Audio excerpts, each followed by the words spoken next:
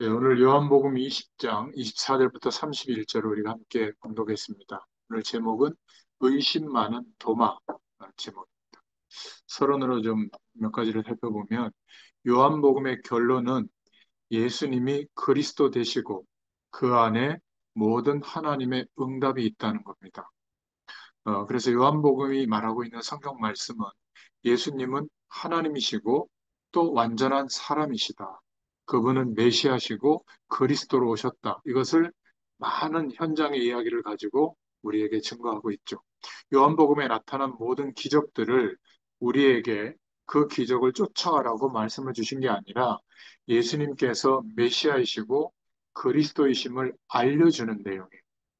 사람들은 자꾸 기적을 쫓아가고 나한테도 기적이 이루어지는 것만 기대하고 있는데 예수님께서 그리스도시다. 그래서 요한복음 전체의 결론은 예수님이 그리스도 되시고 그 안에 모든 하나님이 있다. 응답이 있다. 이거를 말하고 있는 겁니다. 지금 말세에 대한 성경의 말씀을 우리가 좀 살펴볼 수 있는 게 세상 뉴스인데 요즘 뉴스 보면 어떻습니까? 아마 언제부턴가 뉴스 안 보기 시작했죠.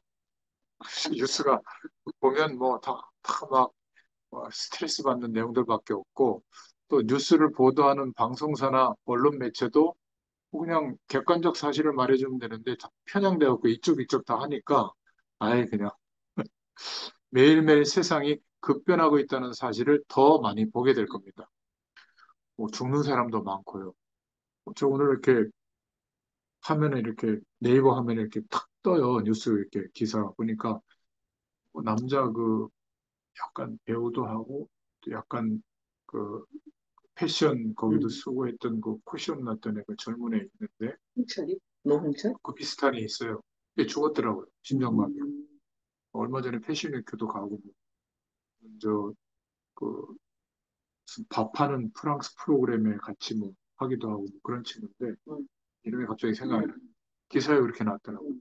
그러니까 뜬금없이 죽고요. 또 그렇게 대단한 사람이 이상한 일에 또 휘말리기도 하고 이상한 또 인생의 모습도 보이고 말이죠. 거의 뭐 우리가 알고 있는 연예인들은 다 이혼하더만요, 보니까. 뭐 이혼이 나쁘다 그게 아니라, 사람들이 부러워하는 인생들이잖아요. 근데 결국 그 사람들도 들이닥치는 인생의 문제는 거의 비슷하거나 너무 많은 어려움들을 겪고 있어요. 그러니까 뉴스를 볼 때마다 힘 빠지는 일들이 많고 무섭고 두려운 마음이 들 때가 있죠. 아니, 무슨 이상한 말이지. 미국이라는 나라가 우리나라 예산의 한 5분의 3 넘는 돈을 갑자기 현찰로 내라 이러고 우리나라 그럼 외환 보유고가 없어지는 거잖아요. 달러로 내면. 그러면 경제적으로 어마어마한 타격이 있거든요. 그러니까 안 내면 막 관세를 막 100% 때린다 이러고 깡패예요, 깡패. 근데 워낙 세계의 법이나 플랫폼들을 미국이 다 잡고 있기 때문에 그거 안 따르면 또 막 그렇게 따라가야 되거든요. 막 어려움 당해도. 그러니까 완전히 하여튼 희한한 지금 세상에 살고 있는 겁니다. 그러니까 왜? 힘없어? 힘없으면 까불지 마.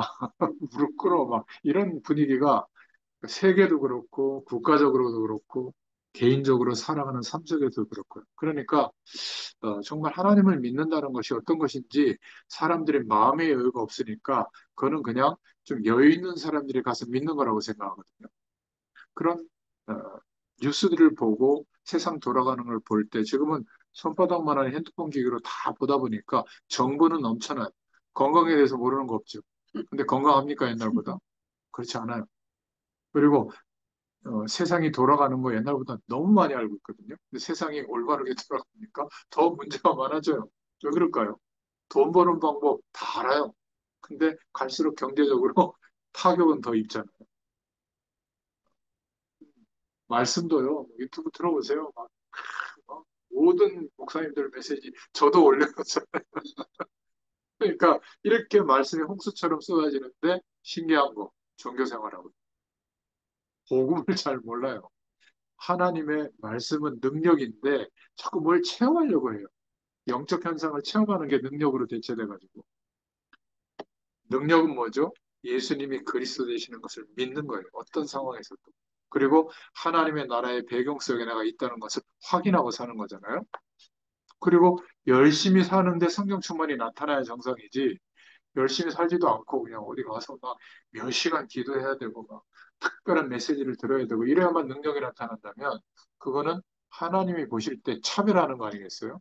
막 삶이 힘들어서 막 바쁘고 힘들게 사는데 그런 사람들은 몇 시간 낼 수가 없잖아요. 그러면 성령 충만 그것도 차별이에요?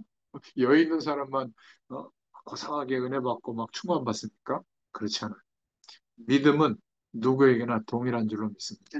예수님을 그리스도로 믿는 믿음이 나의 유일한 기준이 될 때 말씀은 지금도 우리에게 역사합니다. 그러니까 세상은 미래에 대해서 좋은 것들만 파라다이스 이루어질 것만 말하는데 거짓말이에요. 인생도 아무리 건강해서 노력해도요, 건강 무너집니다. 그렇게 되어 있어요. 어딘가 삐끗삐끗하고 문제 옵니다. 그거를 조금 미리 상식을 알아서 옛날에는 모르고 당했다면 알고 당하자는 거지 알고 안 당하는 거 없어요. 근데 막 알면 알수록 사람들이 거기에 매일 뿐이지 생각해 보세요. 우리의 건강 상태. 저는 어쨌든 이 시간에 나타나잖아요. 건강을 자랑하는 게 아니라 하나님이 지켜주지 않으면 못해요. 우리의 삶도 마찬가지입니다. 분명히 복음은 뭐라고 말하고 있냐면 성경은 이렇게 말하고 있어요. 말세가 되면 난리와 난리 소문이 들릴 거다. 처처에 기근과 기근이 일어나고 나라와 민족 간의 싸움이 일어날 거다. 그대로 되고 있잖아요. 사람들 사이에서는 사랑이 식어지고 불법이 성해지며 거짓 선지자가 일어나고 미혹하게 하는 일들이 일어나며 일어나는 여러 가지 재난들은 재난의 시작이다. 마태복음 24장 읽어보세요. 사기꾼, 도둑들은 갈수록 많아지고 마약, 음란, 가정 파괴들이 점점 많이 일어나고 우리를 미혹하고 힘 빠지게 만드는 일들이 많이 생길 것이다 라고 성경은 말해주고 있어요. 그럼 낙심하라는 게 아니라 알고 있으라는 거죠. 그래서 세 번째로 분명한 복음을 알지 못하면 교회 다니는데도 도마처럼 종교 생활할 수밖에 없는 거예요. 종교인의 모습은 막 손을 들고 기도하고 절기를 지키고 또 정결의식을 따라 살아가니까 그 모습이 근사해요. 근데 복음의 능력을 알지 못하기 때문에 영적 세력 앞에 아무 힘이 없어요. 그냥 당합니다.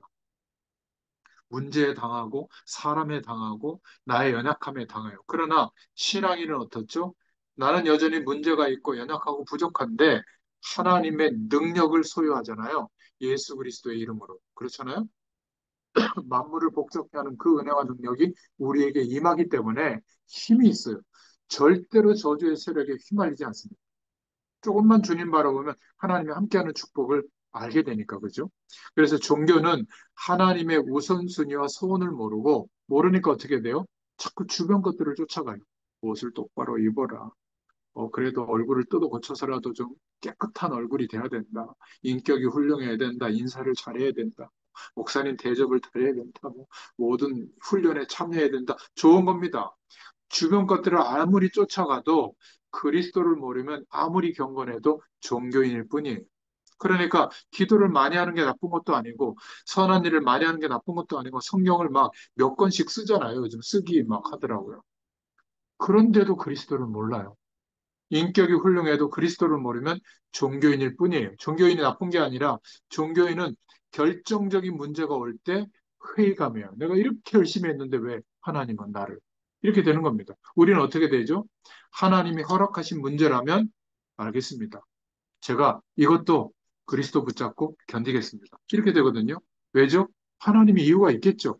지금은 잘 모르더라도 지나고 보면 어떻게 돼요? 아, 이것 때문이구나 알게 하시잖아요.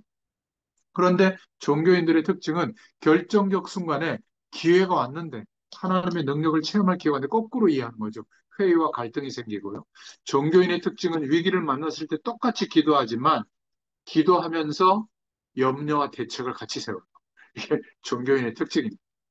예수 그리스도가 아닌 다른 것들을 쫓아갔기 때문에 다른 것으로 문제를 해결하려고 합니다. 그래서 문제가 생겼는데 왜 생겼는지 정답을 알지 못하니까 자꾸 이것하고 저것하고 이런 것들을 분주하게 쫓아갈 수밖에 없는 거예요.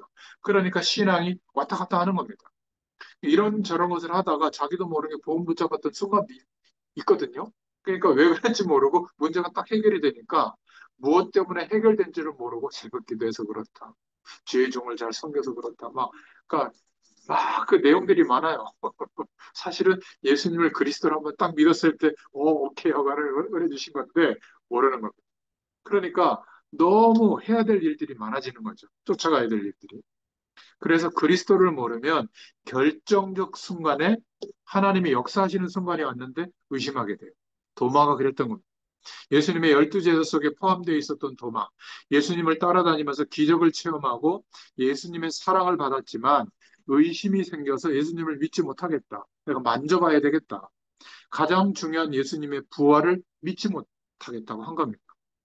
예수님의 죽으심과 부활을 바르게 모르면 그것은 믿음이 아니에요. 아무리 예수님 쫓아다녀도. 그러면 복음의 능력이 나타나지 않아요. 결정적으로 자기 인생의 문제가 거듭나야 되는데 해결될 길이 없는 거죠. 그리스도가 분명하지 않으면 우리에게 문제가 닥쳤을 때 흔들리게 되고 결국 사람들의 방법만 쫓아가게 돼요. 인본주의가 나오게 되는 거죠. 문제에 흔들리고 있다는 그 자체가 아직 예수님이 그리스도 되심이 나의 기준이 아닌 겁니다. 점검해 보시면 돼요. 실제적인 믿음에 들어가 있지 않다는 것이고 그런 사람들은 틀림없이 대책을 세우고 그 대책들이 노력하는 것들이 마귀에게 통로를 제공하는 경우가 많았다는 거 아마 알 겁니다. 그리스도를 모르면 문제가 생겼을 때 결정적으로 하나님이 원하시는 말씀을 못 붙잡아요. 이게 너무 안타까운 거예요. 그렇게 많이 기도하면서도. 그래서 여섯 번째로 믿음의 근거가 감정과 환경에 있을 때 자꾸 의심이 되는 거예요. 우리의 감정이나 내 주관이나 환경이나 그런 이론들은 변하거든요. 내가 하나님의 자녀라고 하는 사실은 예수 그리스도를 믿는 믿음 때문이잖아요. 그런데 어느 날 내가 하나님의 자녀가 아닌 것 같다 이렇게 감정이 드는 것과 별개예요. 내가 예수 그리스도를 믿고 있다면 하나님 자녀인 거예요. 못 깨달으면 알잖아요. 다리 봉댕이를 부러뜨려서도 알게 하시는데 하나님은 그건 최후의 수단이고 이렇게 건드립니다. 사람을 통해서도 건드리고 말씀이 부딪혀오기도 하고 문제 어려운 게 일어나기도 알게 하세요. 믿음의 근거가 감정이 되면 감정은 우리의 상황에 따라 달라지잖아요. 자꾸 감정적인 믿음을 가지니까 믿음이 왔다 갔다 하는 거예요. 감정의 근거를 둔 대표적인 믿음이 신비주의. 그러니까 체험이 와야 되는 거죠. 체험은 어디에서 하는 거죠? 뇌 속에서 감정적인 부분을 담당하는 데가 체험이 되는 거거든요. 막 몸이 떨리는 거 이런 것만 있는 게 아니잖아요. 뭔가 막 뜨거워지고 뭐가 막 보이고 느끼고 방언이 터지고 막 이런 걸 의지한단 말이죠. 그게 감정에 치우치는 거예요. 말씀을 믿는 것은 뭐죠? 하나님의 말씀의 언약을 우리의 모든 것을 통해서 믿는 거죠. 처음에는 우리의 의식작용으로 믿는 거잖아요. 깨달아서. 두 번째는요. 삶을 말씀대로 순종하면서 가잖아요. 전 인격을 동원해서 어려운 상황에서도 말씀을 순종하는 거예요. 부딪혀오는 말씀의 기준을 따라. 또 말씀을 묵상하잖아요. 성령의 음성을 듣잖아요. 그럴 때 하나님이 함께하는 축복이 이런저런 일이 일어날 수도 있고 안 일어날 수도 있는데 100% 믿어지면서 경험이 되거든요. 이거는 영적 현상을 체험하는 것보다 더 확실합니다. 그렇죠? 저희는 이렇게 만나도 가족은 아니잖아요. 근데 가족들은 저 그거 유전자 감식 한 번도 안 해보셨죠, 다. 그런데도 이상하게 핏줄이 땡긴다 그러잖아요. 내 자녀인 줄 알고 자녀는 또 부모인 줄 알잖아요. 그 아무리 왼수 같아도 그 형제들끼리는 또 만나면 끈끈한 게 있잖아요. 그렇지 않습니까? 없나? 있을 거예요. 왜냐하면 희한해요. 그게 믿음의 관계거든요. 근데 어떤 사람은 평생 엄마 아버지 알았는데 알고 봤더니 아니었던 거예요. 얼마나 배신감 느낄까요? 또 어떤 남자분은 자기 아들인 줄 알았는데 알고 봤더니 어, 부인이 혼외자로 이렇게 해가지고 임신해서 낳은 거예요. 어떻게 그렇게 속일 수 있을까요? 그런 드라마 같은 일들이 기사에도 있더라고요. 얼마나 배신감 느끼겠습니까? 여러분, 믿음이라고 하는 것은 정말로 어, 예수 그리스도가 분명하지 않으면 문제가 닥쳤을 때 인본주의가 나올 수밖에 없고 흔들리게 되는 거예요. 예수님의 죽으심과 부활을 바르게 모르면 그거는 참 믿음이 아닙니다. 그러니까 감정에 근거한 믿음은 흔들리게 되는 거예요. 사실에 근거한 믿음을 갖게 되기를 간절히 바랍니다. 하나님이 살아계시다는 것을 믿는 것. 아무리 60억 인구가 하나님 없다고 소리 질러도 하나님은 살아계신다. 예수가 그리스도시다라는 사실, 여기에 믿음의 근거를 줄 수 있기를 바랍니다. 예수님은 그리스도 되어 주셔서 창세기 3장으로부터 시작되어진 인간의 근원적인 저주를 꺾으신 만왕의 왕 그리스도가 되신다는 사실을 우리가 믿는 거예요. 그 예수님은 지금 단 0.1초도 나를 떠나지 않으시고 나와 함께 계신다는 임마누엘의 축복을 우리가 믿는 겁니다. 감정이 중요한 것이지만 그 감정은 사단의 중요한 통로가 또 감정이라는 거 기억하시기 바라요. 이렇게 은혜 받다가도 뭐 교회나 중직자들이나 또 목회자들이 너무 나하고 안 맞는 어떤 행동이나 이런 이율배반적인 행동을 했을 때 감정이 팍 상하잖아요. 그걸 상처받았다고 하잖아요. 그럼 복음이 뭐가 없어요. 뒤도 안 돌아보고 막 이렇게 하잖아요. 목회자들이 상처가 많은 것 같아요. 그래서 불꽃 같은 눈으로 누구 메시지 듣나, 어디 가나, 막 누구에게 영향받나, 그거 신경 많이 쓰더라고요. 또, 뭔가 내 메시지를 잘 따라가나, 저 그거 신경 안 써요. 그건 내가 할 일이 아니죠. 저는 복음에 영향을 끼치기만 하면 돼요. 뭐 따라오면 오히려 부담돼요. 왜냐하면 이제 잘해야 될 거 아니에요, 내가. 복음사님한테 이제 잘해야 돼요. 왜냐하면 이제 성도로 보내셨기 때문에 적어도 복음 다른 분들은 내가 별로 신경 안 쓰는데 복음사님 엄청 신경 써요. 기도도 많이 하고. 그렇지 않으세요? 성도니까. 차라리 이렇게 만나면 제가 되게 편하거든요.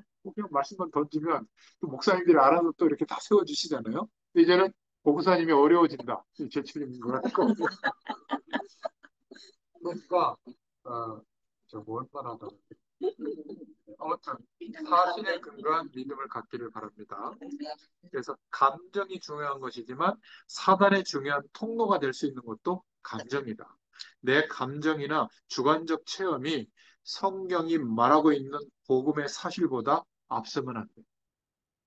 이렇게 했더니 이런 기적 같은 일이 일어났다. 그것도 별로 간증할 필요 없어요. 뭐 어떨 때는 새신자들에게 조금 소개하기 위해서 복음을 알게 하기 위해서 말하지 어떤 사람은 복음은 대충 이렇게 얘기하고 이런 결과가 왔다. 너희도 이런 결과가 올 거다.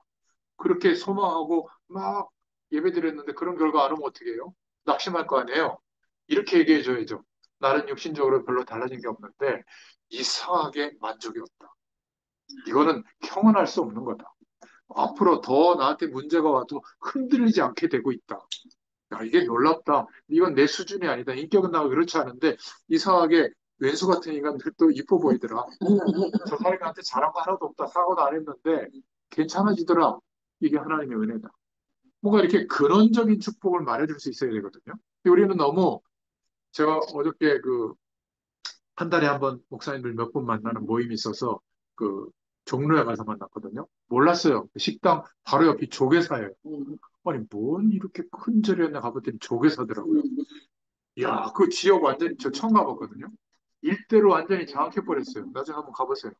외국인들이, 관광객들이 와서 들리는 코스고요. 요수 요수에 뭐라 그럴까?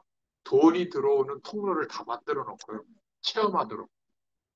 그냥 와서 한 바퀴 둘러보면 불신이 생기겠다고. 저는 이렇게 둘러봤는데 이제 자료 다 갖고 왔거든요. 서울 전역에 우리로 말하면 구역 조직이고 구역장, 지역장들이 다 있더라고요. 서울 전역에. 이야, 이게 옛날 정도가 아니구나. 그 카페 가봤거든요. 교회 사는 카페 못 따라가요. 베이커리 어마어마하게 막 굽고 있고 말이죠. 뭐 이렇게 촛불 하나 켜는데도 돈 내고, 뭐 기도 도량 접수하는데 명절이잖아요. 10만 원, 30만 원이야. 가족들이 해서 기도하는 프로그램이 있어요. 그러니까 주중에 그런 프로그램들이 어마어마하게 많아요. 한 달 내내 돌아가더라고요. 그리고 나름대로 이렇게 지역마다 세우는 그 교회들 투어하는 거 관광도 있고. 야, 이렇게 모르는 사람들이 보면 막 휘황찬란하게 쾌여적 요소가 많으니까 그냥 와서 이러고만 한 바퀴 돌면 뭐가 생기는 거예요. 제가 속으로는 예수 이름으로 결박을 했지만 과연 교회가 현장을 생각할까? 벽이 없어요. 울타리가 없어요. 그냥 왔다 갔다 하는 사람이 글로 그냥 지나가요. 지나만 가는데도 뭔가 느끼도록 만들어놨어요. 우리는 막 꽁꽁 잠가놓고 막 저희 교회도 뭐 얼마 안 되는데 그 장비해놓은 거 누가 할까 꽁꽁 잠 아무도 못 들어와서 근데 여기는 뭐 똑똑똑 하면서 이렇게 다 하는데 다 열어놨어요. 아무나 들어와요. 그 외국인들도 와가지고 사진 찍고 막, 자기 뭣도 모르면서 막 향 피우고 막 하고 막 이러더라고요. 여러분, 정말 우리가 복음의 능력이 우리의 삶 속에 나타나야 될 줄로 믿습니다. 적어도 나와 함께하는 사람들에게 예수 믿는 게 뭐냐? 하나님이 함께하는 축복이 뭐냐? 그게 회화적 요소가 아니더라도 성령의 역사는 나타나거든요. 나의 인생을 통해서 이거 놓고 기도할 수 있기를 바랍니다. 문제와 위기가 생겼을 때 우리는 본능적으로 염려하고 대책을 세우려는 마음이 생길 수 있는데, 그런데 예수가 그리스도라는 사실에 근거한 믿음을 가지고 있는 사람은 잠깐은 흔들릴 수 있지만 언약 속으로 들어가는 줄로 믿습니다. 우리 성도들도 보면 문제가 생겼을 때 제가 이렇게 보면 조금 흔들리다가도 결국 하나님의 약속을 붙잡고 기도하더라고요. 그러면 돼요. 믿음 있는 사람은 흔들리는 것 같아도 위기 만나보면 압니다. 그 속에 그리스도께서 역사하거든요. 성령으로. 결정적 순간에는 성령께서 구체적으로 간섭하시고 또 우리 자신들도 성령의 인도받게 될 줄로 믿습니다. 오늘 이 말씀의 배경들을 두고 내용을 보면 첫 번째로 참된 축복을 말하고 있는데요. 참된 축복의 첫 번째, 만남의 축복이 참된 축복이라는 거. 정말 감사할 수 있기를 바랍니다. 우리 권사님들처럼 많은 만남들이 있었겠지만 이렇게 복음 안에서 전도와 선교를 두고 한 방향을 가지고 교회의 장벽을 넘어서서 현장에서 이렇게 지속적으로 은혜의 교류를 하고 있다. 또 우리 삶의 현장을 두고 기도하면서 점점 복음화되어지는 이런 만남의 축복을 몰라서 자꾸 못된 사람, 사기꾼, 이런 사람을 만나서 인생을 망치는 사람들이 많잖아요. 누가 사기꾼 만나고 싶어서 만납니까? 잘해보려고. 이렇게 노력하면 획기적인 결과가 안 오니까 조금 지금보다 두 배, 세 배 뻥튀기 하는 사람이 좀 오지 않을까 싶어서 그래서 하는 거잖아요, 대부분. 그런데 결과는 망치는 사람이 99%예요. 왜 그럴까요? 이런 복음 안에서의 참된 축복의 만남이 뭔지 모르기 때문에 자꾸 인생의 수많은 시간을 그쪽으로만 가는 거예요. 여러분 기억하세요. 인생에서 중요한 것 중에 하나가 만남인 줄로 믿습니다. 만남이 하나님의 축복 속으로 들어가야 한다. 오늘 하나님이 주신 음성이에요. 만남이 그래야 하나님의 언약의 스케줄 속으로 들어가게 돼요. 내가 실수를 좀 했는데도 그게 알고 보니까 하나님의 언약 성취의 스케줄 속에서 진행되고 있었던 거예요. 그렇지 않으면 내가 변화되지 못하니까, 방향 수정이 안 되니까 하나님이 그렇게 허용하신 거거든요. 그렇지 않고는 내가 아무리 좋은 사람을 만나려고 노력을 해도 그 만남 속에 사단이 역사하면 피를 나눈 형제보다 가까이 지냈던 사람이 철천지 원수가 될 수가 있는 겁니다. 그 오랜 시간 저희 집에 목사님 생신 축하합니다. 제가 뭐라고 케이크 사들고 오세요. 저는 몰랐어요. 이런 분들이 그렇게 기도하면서 기다리고 있을지. 그렇지 않습니까? 그리고 제가 천안에 가서 뵀지만 그 아주 깨끗한 남편분이 기다리고 계실지 몰랐어요. 예전에 막 이렇게 뭔가 괜찮으셨을 때 그때 그런 깨끗한 심령으로 하나님 바라봤을까요? 약간 때가 많이 묻었을 겁니다. 아마 지금은 심령이 가난해져서 말씀이 전달되는 것마다 아멘으로 받을 수 있게 될 줄로 믿습니다. 이게 더 커요. 제가 이렇게 감히 말씀드리는 것은 제가 경제적 부는 이루지 못했지만 많은 부를 갖고 있는 분들은 그래도 몇 분 만나봤거든요. 지금도 비참하게 살아요. 어떻게 사는지 아세요? 왼수예요, 자녀들은. 재산권 때문에. 너무 안타까운 거예요. 그 권사님은 기도하면서 돌아가셨고, 저희 교회에 이렇게 헌신도 하셨지만, 그 가족들은 아직도 그 재산권 때문에 막 눈이 빨갛게 돼가지고, 막 이렇게 막 대립하고 있는 것 같더라고요. 딸 하나하고 아들 하나하고 아버지가 있는데, 재산도 적당히 써야지 너무 많아. 그러면 막, 제가 볼 때는 힘든 거예요. 저한테도 뭐라고 얘기했냐면, 목사님, 그냥 받으시면 세금으로 50% 내야 됩니다. 못 드립니다. 6개월 안에 교회 설립하셔서 세무 거기다 등록하셔가지고 그 세무 처리하셔야 됩니다. 저 그래가지고 생각지도 않았던 개척 하나님이 한 달 반 전에 그런 일을 강권적으로 막 어떻게 회장님이 요구하니까 근데 교회적으로 교단적으로 막 일이 있어가지고 어쩔 수 없이 이제 하나님이 몰아붙이니까 알겠습니다 하고 시작을 한 거거든요. 그러니까 우리가 결정적 순간에 성령께서 구체적으로 간섭하시고 인도하시는 인도를 받게 될 줄로 믿습니다. 만남의 축복이 다다. 사도행전 8장 26절 40절에도 빌립과 네시, 국고를 맡은 네시가 만났죠. 결국 돌아가서 그 네시 때문인지 몰라도 제가 아프리카 여러 나라의 그 정보를 듣고 가보게 됐는데 에티오피아는 약 보그마율이 7, 80%예요. 교회가 도시마다 마을마다 다 깔려 있어요. 에티오피아가. 그래서 아프리카 국가 중에서는 케냐 다음으로 보그마율이 높아요. 참 축복이죠. 바로 이 복음의 씨앗이 심겨진 겁니다. 사도행전은 특히 만남의 연속인데 지역과 민족 살려고 세계복음한 성령 행전인데 여기에 제일 많이 나오는 복이 만남의 축복인 줄로 믿습니다. 그 만남이 지역을 살리고 문화권을 받고 로마를 정복하도록 한 거예요. 사도행전 8장 26절 40절에 빌립과 네시의 만남이 우연한 것이 아니라 성령께서 이끌리게 해서 만나게 한 거거든요. 하필이면 이사야서 말씀에 이게 도대체 무슨 말씀일까? 그 내용이 예수님이 그리스도 되신 것을 설명하는 내용인데 이해할 수가 없죠, 내시는. 그거를 풀어서 설명해주고 바로 거기서 세례를 줬어요. 뭐 세례는 6개월 만에 줘야 되고 뭐 절차가 있어야 되고 학습을 해야 되고 맞아요. 좀 중요하게 생각해야 되니까. 그러나 예수 믿고 바로 세례 줘도 됩니다. 현장에서 줘도 돼요. 그러니까 또 평신도가 가서 세례를 주는데 뭐 아주 나쁜 건 아니지만 그건 조금 너무 선을 넘은 것 같아요. 이 만남은 의도적이거나 계산했거나 상업적이거나 이익을 따진 만남이 아니에요. 성령의 온전하신 인도하신 가운데 만남은 시대를 살리는 만남인 줄로 믿습니다. 사도행전 9장 10절부터 22절에 아나니아와 바울이죠. 사도행전 10장 1절부터 48절에 베드로와 고넬료, 사도행전 16장 12절부터 15절에 바울과 루디아 이런 만남의 축복이 우리의 인생의 가운데 계속 이루어지기를 축원합니다.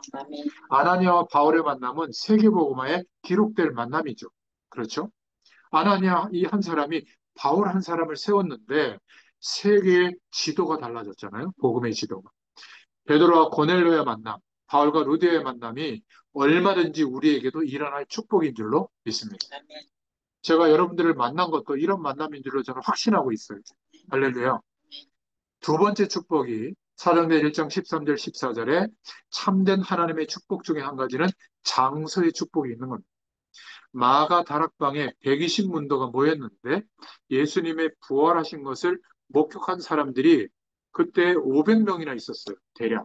근데 380명은 어디로 간지 없어요. 부활의 주님 만났는데도. 근데 여기에 120명만 모였다는 거예요. 마가다락방에.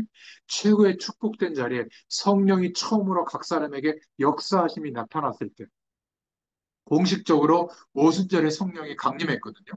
이 영원한 임마누엘이 시작되는 사건 속에 있던 사람들이 사도행전에 기록되어진 끝까지 순교할 때까지 순종했던 증인들이었는 줄로 믿습니다. 임마누엘의 축복을 우리가 한 번이라도 경험하면 일평생 흔들리지 않게 돼요. 죄와 사단과 멸망과 저주의 자리에 있는 사람들이나 종교 생활 속에 예배드리는 사람들이 얼마나 많습니까? 그런데 우리가 축복된 장소에 있다는 사실, 이 화요일 날 너무 감사하지 않습니까? 교회의 축복이 세 번째 축복이에요. 또 하나의 축복이. 사도행전 11장 19절부터 30절에 시대를 살리는 교회가 있고 너무 미지근해서 토해버리겠다고 하는 교회도 있죠. 어, 요한계시록에 보면 7교회가 나오는데 그렇죠? 그 나머지 교회도 나오잖아요. 안디옥 교회의 축복을 받은 줄로 우리가 믿고 우리가 섬기는 교회가 안디옥 교회가 되도록 언약 붙잡고 저와 여러분은 기도하시면 됩니다.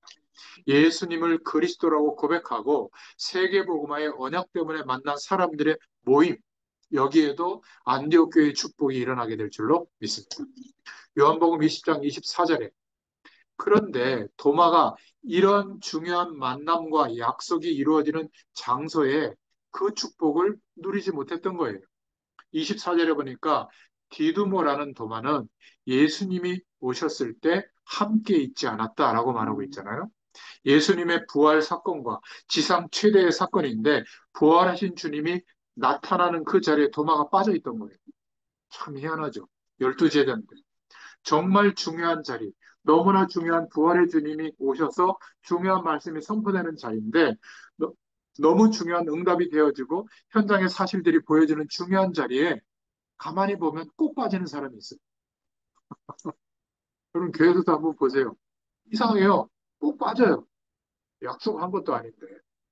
도마가 의심하게 된 것은 중요한 만남과 장소의 축복을 놓치기 때문에, 잃어버렸기 때문에 내가 중요한 자리에 빠지지 않으려고 애를 쓴다고 되는 게 아니라 하나님의 은혜가 있어야 그 중요한 축복의 장소에, 축복의 시간에 있게 될 줄로 믿습니다.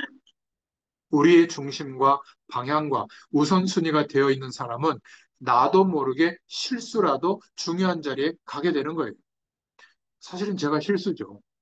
이민혜 권사님이 목사님들이 좀 몇 분 있는데 아, 기도하고 있는데 모이기가 어렵네요. 제가 실수죠. 줌으로 열고 만나면 됩니다. 이 얘기를 꺼내지 말아야 되는데 제가 하필이면 코로나 때 이걸 알아버렸네요. 그게 뭔데? 그러면 되겠네 하고 어설프 저 혼자 있어도 될까요? 뭔 상관이에요. 실수로 제가 한 말이에요, 사실은.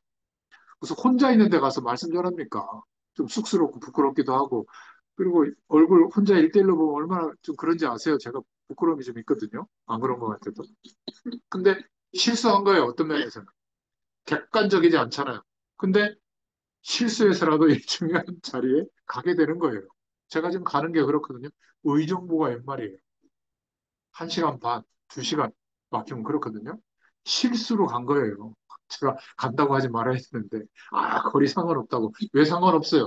갔더니 갈급하게 기다리는 두 사람이 있고, 시대살릴 후대가 있잖아요. 여기서 끝나겠습니까? 분명히 그 뒤에 준비하신 또 하나님의 문들이 있단 말이에요. 그렇잖아요. 순종하고 가보지 않은 사람은 몰라요. 어제 김포에 또 갔다 왔거든요. 그러니까 하나님이 중심과 우선순위가 되어 있는 사람은 막 계산하고 맞을까 하면 안 해도 중요한 자리에 나도 모르게 가 있어요. 언약이 성취되는 이 자리에 하나님의 응답과 축복으로 오신 줄로 믿습니다. 우리 이 말씀을 듣는 여러분에게도 이 축복이 임하는 줄로 믿습니다. 자, 그런데 두 번째로 잘못된 믿음에 대해서도 말하고 있죠. 20장 24절에 은혜 받는 자리에 빠지게 된 것. 그 결과로 20장 25절에 의심이 많아지게 된 도마. 20장 27절에 믿음 없는 자가 되지 말고 믿는 자가 되라. 예수님이 말씀하셨잖아요. 도마는 예수님이 오셨을 때 함께 있지 않았고 내가 그 손에 못자국을 보고 내가 그 손을 옆구리에 창 찔러놓은 자국이 있는지 넣어보고는 믿지 않겠다. 예수님을 동행했어요. 따라다니고 예수님의 부활을 믿지 못하겠다고 하는 게 이해되지 않습니까? 이해되지 못하잖아요. 은혜 받는 자리에 빠지면 이런 결과가 오게 됩니다. 예를 들어서 새벽 예배를 드리고 교회 공예배를 드리고 중요한 어떤 교회 행사들이 있고 여기에 참여를 꾸준히 하는 거 별 차이가 없어요. 근데 그 속에서 계속적으로 하나님의 은혜가 쌓이거든요. 합쳐져서 어느 날 교회에 주신 비전이 내 삶의 달란트에 임해요. 근데 이걸 모르더라고요. 근데 대부분 메시지만 쫓아다니 아닙니다. 교회 속에서 함께 교회를 세우는 축복이 저와 여러분에게 있기를 바랍니다. 그러니까 27절에 믿음 없는 자가 되지 말고 믿는 자가 되라 라고 말씀하시는 거예요. 아무리 예수님을 따라다니고 예수님께 충성을 해도 예수님을 따라간 게 아니라 예수님으로부터 나오는 떡, 기적을 보고 따라갔다면 믿음 있는 사람이 아니다. 그걸 말하고 있는 겁니다. 결국 실패가 찾아올 수밖에 없죠. 교회를 다녀도 무조건 그리스도가 뭔지도 모르고 맹신하는 사람이 있고요. 어떤 사람은 덮어놓고 믿으면 어떻게 되죠? 사기당합니다. 교회 안에서도 사기당해요. 100%. 뭔가 기복 종교식으로 복만 오면 수단과 방법을 가리지 않고 말이죠. 미신적으로 믿는 사람도 많이 있고요. 그리스도 모르는 종교생활도 하고 있는데 전부 하나님이 원하시는 믿음이 아니에요. 오늘 말씀의 약속을 잘 붙잡기를 바랍니다. 그러면 바른 믿음은 뭐냐? 세 번째로. 첫 번째, 구원을 얻는 믿음이 바른 믿음입니다. 아무리 열심히 경건하게 진실되고 믿어도 구원을 받지 못합니다. 예수 그리스도를 믿어야 될 줄로 믿습니다. 사실적으로 믿어야 돼요. 무엇을 믿어야 되죠? 창세기 3장 15절에 여자의 후손이 뭘 말하는지 알아야 돼요. 그리고 믿어야 돼요. 이사야서 7장 14절의 말씀이 무슨 의미일까? 처녀가 잉태아들을 낳을 것인데 그 이름을 임마누엘이라고 하라. 임마누엘의 복이 임하도록 하는 것이 구원의 방향인데 그게 뭔지 알아야 될 거 아니에요? 예수님이 동정녀 마리아에게서 탄생하셨는데 그분이 여자의 후손 메시아로 오셨고 창세기 3장의 저주의 문제를 해결하신 그리스도로 오셨다는 사실을 믿는 믿음, 구원 얻는 믿음인 줄로 믿습니다. 이 예수님을 영접할 때 요한복음 1장 12절에 그 이름을 믿는 자들에게는 하나님의 자녀가 되는 권세를 주셨다 말하고 있죠. 예수님을 바르게 알고 믿고 시인하고 그 예수님을 인격적으로 내 마음과 삶의 중심에 영접하는 사람은 하나님의 자녀가 되는 권세를 주신 줄로 믿습니다. 정말 이런 사실이 믿어지면요. 두려워하지도 말고 낙심하지도 말고요. 우리에게 있다가 없어지는 그런 조건과 환경, 문제들 그것 때문에 너무 마음에 막 그렇게 하지 마세요. 금방 천국 갑니다. 아니 그 기독교인인지 모르겠는데 전인성 씨가 또 죽었다고 기사에 떴던데 그 묘비명에 뭐 울지 마라. 니네도 곧 온다. 이렇게 써놨다고 그러잖아요. 마지막까지 웃음을 주고 간다고. 니네도 곧 온다. 아니 진짜 완전 불신자 같은데. 불신자들도 인생에 대해서 그렇게 딱 한마디를 정돈하는데 왜 주님이 함께 하시는데 그렇게 지나간 인생의 시간에 대해서 회한이 많아요. 그냥 무 자르듯이 끝난 줄로 믿습니다. 오늘 우리는 주님과 동행하고 있는 거예요. 나머지 인생은요, 걱정할 거 없는 겁니다. 이 믿음 가진 자가 되시기를 간절히 바랍니다. 그래서, 어, 두 번째로, 바른 믿음은 뭐냐? 하나님의 능력을 믿는 믿음입니다. 이사야서 43장 14절부터 21절에 하나님께서는 광야인데 길을 내시고 사막 한가운데 샘물이 흐르게 할 수도 있고 강이 흐르게 할 수도 있고 하나님이 역사하면 우리는 불가능하지만 언약 성취의 길에 방해된다면 이루어지도록 한다는 사실을 믿으라는 거예요. 하나님은 능력으로 실제적으로 역사한다. 지금도. 그런 믿음이 바른 믿음인 줄로 믿습니다. 정말로 이 능력이 믿어진다면 결정적인 순간에 하나님께 맡기고 어떻게 할 수 있죠? 가만히 있을 수 있는 거예요. 내 힘으로 안 될 때. 고민하지 않아도 됩니다. 정말 이거는 내 힘으로 될 수 없구나. 그러면 맡기고 기다리는. 만약 그것이 해결되지 않는다면 그 하나님의 뜻이에요. 우리 애가 서울대 못 가는 거 하나님 뜻이었더라고요. 그럼 받아들이면 될 거 아니에요. 내가 지금 재벌이 안 되는 거 하나님의 뜻이에요. 자꾸 막 어마어마한 부를 달라고 하지 마세요. 기도해도 안 되는 것들 있잖아요. 1천만 제자를 달라고 안 주면 안 줄 알아요. 그러면 지금 만나는 사람만이라도 복음으로 세우면 될 거 아니에요? 근데 얼마나 기도 제목도 욕심이 많은지 와 있는 축복은 하나도 축복이 아니라고 생각하는 거예요. 상대적으로만. 아닙니다. 한 사람 뒤에 세 개가 있다. 보세요. 우리 권사님 뒤에 세 개를 누비는 아들 목사님이 될 줄 누가 알았어요? 지금 캐나다에 따님이 가 있고 손주들이 거기서 키우고 있잖아요. 걔네들이 어떤 인생이 될 줄 알아요? 기도하고 있는데 모르는 겁니다.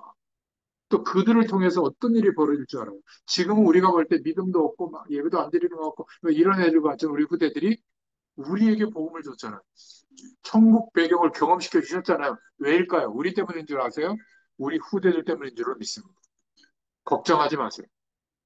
반드시 기도하고 믿고 기도하고 있으면 하나님의 역사하시는 것을 보게 될 겁니다. 그때 말릴 거예요. 여러분 너무 기도하잖아요. 신학교 간다고 그럴지도 몰라요. 그러면 아멘 할 겁니까?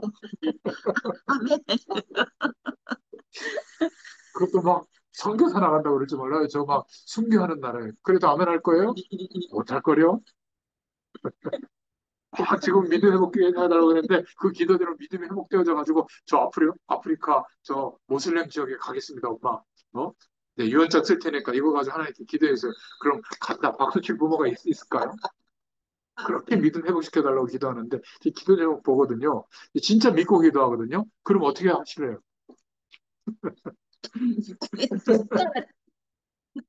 네, 그래도 아멘 하시기 바랍니다. 그래야 하나님 역사하시죠. 네, 오늘 제가 원고에 없는 얘기를 자꾸 하는 거 보니까 하나님 필요한 말씀인 것 같아요. 그래서 어, 너희에게 평강이 있을지어다 예수님 말씀하시는 26절에 참된 믿음 있는 사람에게는 평안이 찾아옵니다. 하나님 신 평안은 내가 뭔가를 많이 해야만 그 은혜가 온다는 게 생각하는 것이 종교예요. 그러면 부담되고 힘들어요. 참 복음을 알면 평안함이 있고요. 남들에게 이 평안함이 보여지는 것이 전도고 선교인 줄로 믿습니다. 우리의 믿음은 히브리서 11장 1절부터 3절에 허상이나 이론이나 관념이 아니에요. 추상적으로 철학적으로 믿는 게 아닙니다. 우리의 믿음은 실제적인 거예요. 그래서 어떨 때는 기도를 아주 어린아이처럼 하세요. 저는 이렇게 합니다. 하나님 돈 주세요. 이상한 기도잖아요. 그런 기도 안 할 줄 알았죠. 하나님 건강 주세요. 우리의 이런 문제 있는데 왜 해결 안 해줍니까? 제가 마음 쓰여가지고 말씀 전하기가 힘듭니다. 빨리 해결해 주세요. 하나님 금방금방 응답해 주세요. 아니, 왜 교회 안 나오게 합니까? 빨리 교회 나오게 해주세요. 그러니까 어떨 때는 굉장히 믿고 구체적이고 실제적으로 기도할 때가 필요해요. 그 믿음이거든요.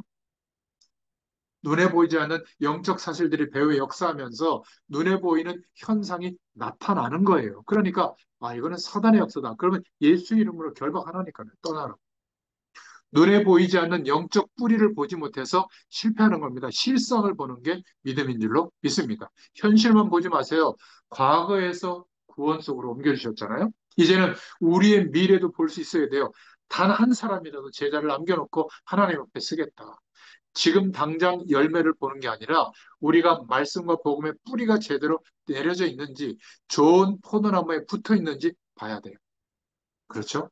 그러면 하나님이 역사하실 줄로 믿습니다. 요한복음 20장 28절에 도마가 믿음에 회복되고 나니까 뭐라고 고백했죠? 나의 주님이십니다. 나의 하나님이십니다. 이렇게 고백했어요. 제가 인도에 어느 지역을 갔는데 거기에 큰 수도원이 있더라고요. 근데 거기에 도마의 손톱을 전시해놨더라고요. 이렇게 설명을 보니까 성지로 돼가지고 막 사람들이 막 붙잡고 막 유리관 앞에 있는데 막 모셔놨어요, 선물로. 그 붙잡아도 기적이 일어났는데 도마가 거기 와서 순교했다 그러 사실인지 아닌지 모르죠. 그러니까 우리는 도마가 막 이렇게 의심 많은 막 대표적인 막 그런 사람으로 얘기하잖아요. 아무도 가지 않는 인도까지 갔구나. 제가 이렇게 그때 깨달았는데요. 여러분, 예수님에 대해서 바르게 신앙 고백하는 것이 바른 믿음인 줄로 믿습니다. 신앙은 그리스도의 터 위에 출발해야 돼요. 예수님에 대해서 바르게 고백하면서부터 하나님의 시간표가 본격적으로 시작되는 겁니다. 그때부터 바른 믿음이 시작돼요. 교회를 30년 다녔어도 예수님을 그리스도로 인정하지 않고 몰랐다면 그 사람은 예수님을 다른 분으로 알고 있는 거예요. 제가 우스갯소리로 나사렛 예수님이 아니라 그때 예수라는 이름이 조슈아라는 이름도 예수거든요. 예수라는 우리 김씨처럼 같은 이름이에요. 그럼 어떻게 될까요? 저 부산에 있는 예수가 되는 거예요. 내가 믿는 예수님이 그리스도가 아니고 병 낫는 예수님, 문제 해결하는 예수님, 복 주는 예수님. 그리스도를 제대로 모르고 있는 겁니다. 30년 신앙생활에. 여러분 조계사 가보세요. 우리 교회 막 어마어마하게 큰 거, 큰 교회 자랑할 게 못 돼요. 그 아예 비교도 안 되더라고요. 부동산 가치만 해도 한 뭐 몇천억 될 것 같아요. 그 부지가 어마어마해요. 건물도 그렇고.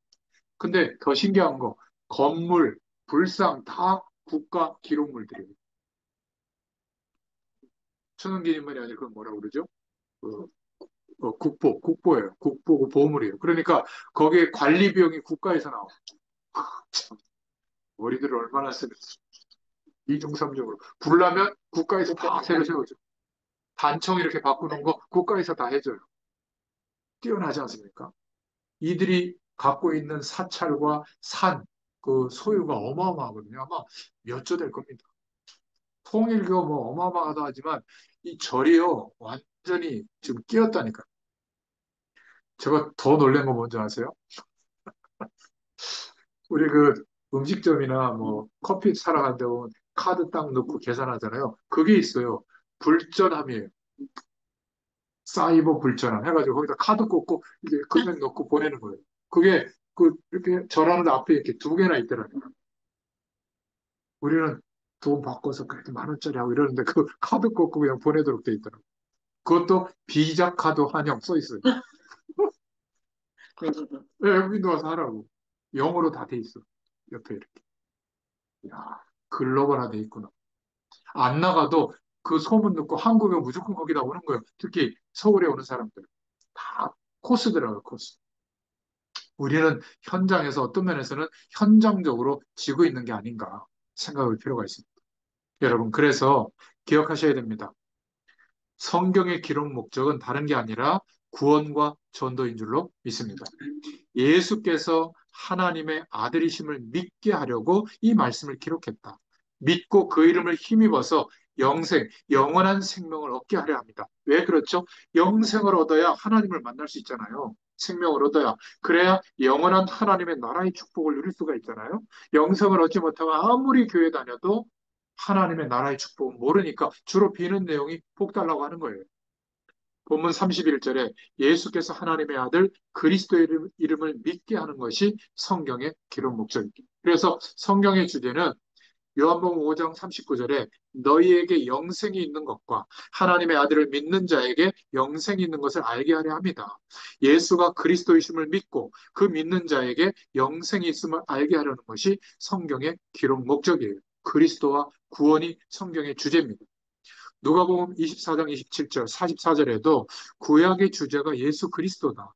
그리스도와 구원과 영생과 생명을 빼놓고는 성경에서 윤리나 구제운동, 환경운동, 해방, 정치를 끄집어낸다면 잘못된 거예요. 예수님은 메시아 그리스도를 하신 분입니다. 예수님은 메시아와 그리스도를 하시기 위해서 사람도 고쳐준 거죠. 메시아 그리스도를 하시기 위해서 대중들 편에 서시기도 하고 가난자 편에 서시기도 하고 기적을 베푼 거지 그게 목적은 아니에요. 그렇죠? 성경의 주제를 모르면 바른 믿음을 가질 수가 없는 겁니다. 성경의 주제가 하나님의 소원이에요. 성경은 하나님의 약속인데 그 약속의 가장 중요한 주제가 구원과 전도예요. 요한복음 3장 16절, 디모데후서 2장 4절에 하나님의 소원이 구원받은 우리가 이 축복을 전해주는 전도의 축복을 누리는 겁니다. 그래서 전도는 힘써서 하는 게 아니라 이 예수 생명과 능력이 있을 때 되어지는 축복인 줄로 믿습니다. 전도의 비밀을 누리면서 사는 것이죠. 우리가 하나님을 제대로 믿는다면 하나님의 소원을 알고 하나님의 우선순위에 우리의 우선순위를 맞추게 되고 그렇게 순종하며 갈 수밖에 없어요. 하나님이 허락하시는 성공이 오게 될 줄로 믿습니다. 한 시대에 하나님의 소원을 이루고 의심 많은 시대에 흔들림 없이 실제적으로 응답받고 산 증거가 일어나는 예수 그리스도의 증인된 삶을 살기를 예수님의 이름으로 축원합니다. 기도하겠습니다. 하나님 아버지, 저희들에게 만남의 축복과 장소의 축복과 교회의 축복을 주심을 찬양합니다. 오늘 성경 말씀을 통해서 도마가 예배에 실패하고 중요한 응답의 자리에 있는 것에 실패하고 예수님을 의심하고 믿음 없는 자의 책망을 들은 것을 기억합니다. 말씀 받는 일에 성공하게 하시고 예배 드리는 일에 우선순위를 두고 기도하고 전도하는 것에 우리의 삶의 방향과 목적을 둘 수 있도록 은혜를 베풀어 주시옵소서. 우리 때문에 우리를 만나는 사람이 복을 받게 하시고 우리와 관계되어 있는 모든 곳에 전도의 문이 열려지도록 함께하여 주시옵소서. 이번 명절에도 우리의 가문과 가정과 후대들을 생각하며 기도하고 예배할 때 하나님의 놀라운 축복이 나타나도록 역사하여 주시옵소서. 살아계신 주 예수님의 이름으로 간절히 축복하옵고 기도하옵나이다. 아멘. 감사합니다.